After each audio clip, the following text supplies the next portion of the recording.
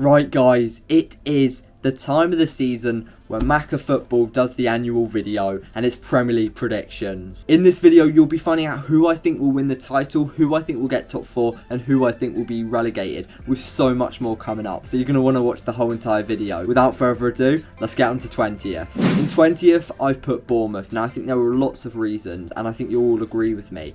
Number one, their signings have definitely not been good enough. I think, yes, some of them will have good days in the Premier League, but most of them will have bad. They're more championship material, and for me, when you're coming up, you've definitely got to make that gap between a Premier League club and a championship club so much smaller, and they just haven't done that. On top of that, Scott Parker, their manager, I don't rate him. I think he's got potential to maybe be a mid-table Premier League manager, but at the moment, he's just been relegated with Fulham. They relied on their defensive capabilities last season in the Championship, but that won't work here. On to 19th, and I've put Fulham. Come on, it's tradition.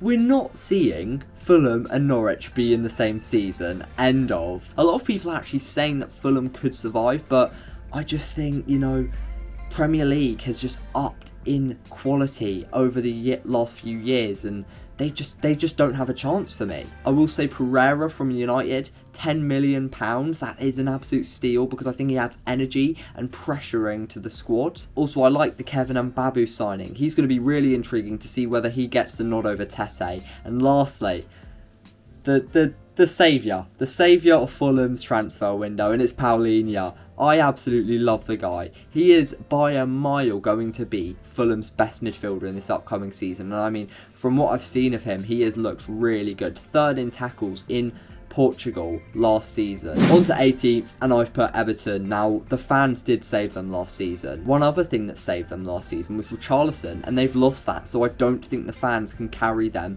to another survival once again. It's going to be one of the massive departures in this upcoming Premier League season because that's 35% of last season's Premier League goal contributions down the drain. And yes, you could say, oh, we've replaced him with Dwight McNeil. Lads, it's Dwight McNeil. You guys know how I feel about him. I just don't rate the guy. But I will say Tarkowski, he's a decent signing, and I think he's solid at the back, so I'm really intrigued to see how him and Yerry Mina will do as a partnership, because I definitely think he's going to be better than Michael Keane. Lastly, Anthony Gordon will be their player of the season. I think he literally has potential to be like an Arsenal player or a Spurs player. On to 17th, and I've put Southampton, and they are easily the most inconsistent side of the league. But you're probably saying, Macca, why have you put them to survive if they're the most inconsistent side of the league and they've also lost Broja?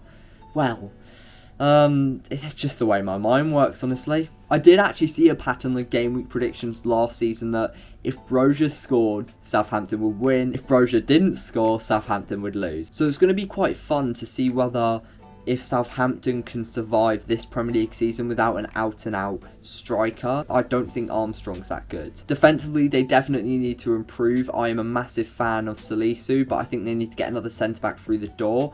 And also, I am a massive fan of Joe Aribo. Shout out to that guy, most versatile player in Scotland, and you should have seen his debut goal in pre-season. He run past like 88 players. On to 16th, and I put Nottingham Forest. Now, they made perfect signings for a promoted club. As I was saying with Bournemouth, you've got to be able to make that gap smaller between a new promoted Championship club and a mid-table Premier League club in order to survive, and I think Nottingham Forest are a great example of what you have to do. Henderson's a great signing, and we've seen what he could do for Sheffield United, and then that striker from Union Berlin, you know, he's decent. I think he'll get a couple goals this season. And then of course Jesse Lingard. I still stand by the fact that I think if he's inconsistent, he will be 2 dances away from the Championship. But I actually think he's going to be their player of the season. I think he'll get plus 15 goal contributions this Premier League season. Also, not to mention, I'm a massive fan of their manager. I think he's one of my favourite managers in the league because his tactics, Steve Cooper's tactics, are so advanced. On to 15th, and I've put Leeds. They have reinforced in right back, centre mid, defensive mid, attacking midfield, and left winger. This is perfect. The transfer window has been really, really good, and people are going to say they lost Phillips, they lost Rafinha. Well, they managed to survive without Phillips last season, and yes, Rafinha's a big loss, but one of the players, Sinistera, I actually think he'll do quite decent because he's shown flashes of brilliance, he's shown flashes of trickery, so surely he's not going to be that bad. One player I do want to talk about was the defensive midfielder from Bayern, Roca. He was from Espanyol, and that is a Spanish team fighting for survival. And he's in the same sort of environment here, so I definitely think he'll shine and be one of the Leeds' best players. Yeah, it's great for Marsch, this transfer window, because now he's getting in players, especially from a couple from RB Salzburg, that live and breathe his tactics of football, and I think that really does help in a side, so that's why I think they'll survive and they'll do it quite comfortably. On to 14th, and I've put Leicester. For any of you expecting that I put Leicester in the top 10, you are absolute mugs. Have you seen their transfer window? They've signed absolutely no players. They've sold their club captain and have not replaced him, by the way, Kasper Schmeichel. And you know, those massive sort of players in the dressing room really are big misses. It's going to be a season of way more downs than ups. I actually reckon with the club not signing players, it shows that they don't have any ambition for the upcoming season. I actually think the players will see that. So I can see, you know, a Tielemans or Maddison having a terrible season. Before we go on to 13th, I want to stress that this season for Leicester, 100%, and I mean 100%, relies on whether Jamie Vardy has his scoring boots. He is going to have to carry them, because last season he was not good enough and he had a couple, you know, niggles with injuries. On to 13th, and I've put Villa. They're always underwhelming, so don't expect them to do, you know, above how they usually do. They got 14th last season, and then the season before that they got 11th. So, you know, I think something in the middle of that would be pretty correct. Kamara and Diego Carlos are fantastic signings, with one player being decent. He's showing a lot of potential but isn't 100% ready from what I've seen of him. And then the other being a no-nonsense defender, a bit of a hothead, but you know, he definitely matches the amount of physicality you need to have for a centre back in the Premier League. Gerrard will be sacked by February. You heard it first. I mean, he's had a horrible start to the season, losing 2-0 to Bournemouth. So I just don't rate him. He doesn't have his own style of play. On to 12th, and I put Brentford. Now, some people, especially some YouTubers on the site, have actually put in Brentford to get relegated. I don't understand. How? Aaron Hickey's a great young left back who got, I think, 4 goals last season in Serie A as a left back. And then you've got someone like Lewis Potter, who I think he got, you know, 15 goals in the Championship. Don't quote me on that, but that's just an estimate. But I will say Eriksen will be the biggest departure, the most impacting departure of the Premier League season out of anyone. The change, before he came in, they were looking at being relegated. After he came in, they were looking to be mid-table and just beat Chelsea 4-1. One player I do think you should look out for is Ivan Toney. I think Eriksen helped him settle into the Premier League a bit better, so now he knows what to expect from all the defenders, and I think he'll get more than 12 goals, if I'm being honest. On to 11th, and I've put Crystal Palace. Vieira is tactically underrated. He is tactically magnificent, and this club's soul has been refresh over the last couple of years. Now they're investing into young players with potential, players that you're not going to be losing money on, and that's a perfect transfer strategy for a club like Palace, because, you know, in a couple of years time those players are going to get older and older, and you can either make a profit on them or you can either keep them and become a better club. So there's no surprise with those young players getting older that they will improve this Premier League season. One player that's really been under the radar, I don't understand why no one's talking about it, is Cheikh Doucouré, the defensive midfielder from Lens. £20 million man. He is absolutely a rock at the back. He reminds me of a Fabinho. He can dictate play in that defensive midfield position, and I think in 2 months time he would have fully taken Milivojovic's spot, because I know Vieira hasn't been really a big fan of him. On to 10th, and I've put Wolves. Up until the end of the season they were lacking good performances. It's just not been good enough, and I think because they've had a quiet transfer window, they'll be decent at best. Neves will shine though. I definitely think he'll be their player of the season, and I actually think we could buy him if we don't get De Jong in the summer. So I'm going to say for this to be his last season at Molineux. Into 9th, and I've put Brighton. I do think Basuma won't be missed. I talked about it in game week 1 predictions, but I said Potter isn't stupid.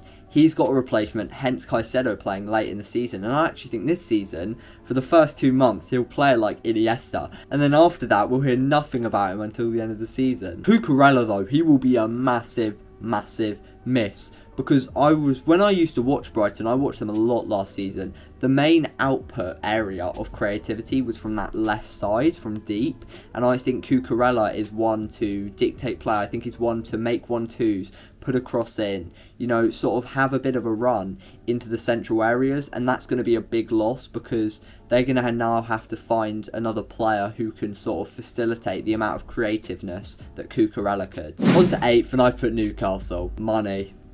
That's all I've got to say. To be fair, in all seriousness, they've actually had a really quiet transfer window, only signing Botman, who I will say is a fantastic signing. He's definitely one for the future and he can add that stability. And I'm going to be quite intrigued to see whether he can overtake Fabian Schär or Dan Burn, or maybe they go into a back three, because Dan Burn and Fabian Schär have been absolutely fantastic as a defensive two. I still expected more from the Magpies in the window, but I think Eddie Howe will do a great job. I genuinely think he has the potential to manage in the Champions League. On to 7th, and I put West Ham. The Conference League will allow them to balance competitions more, because I did actually see a pattern from last season when they were in the Europa League quite deep into the competition, and then they were losing all their Premier League games because they were having to put their best team out for the Europa League and their worst team out for the Premier League. Scamacca.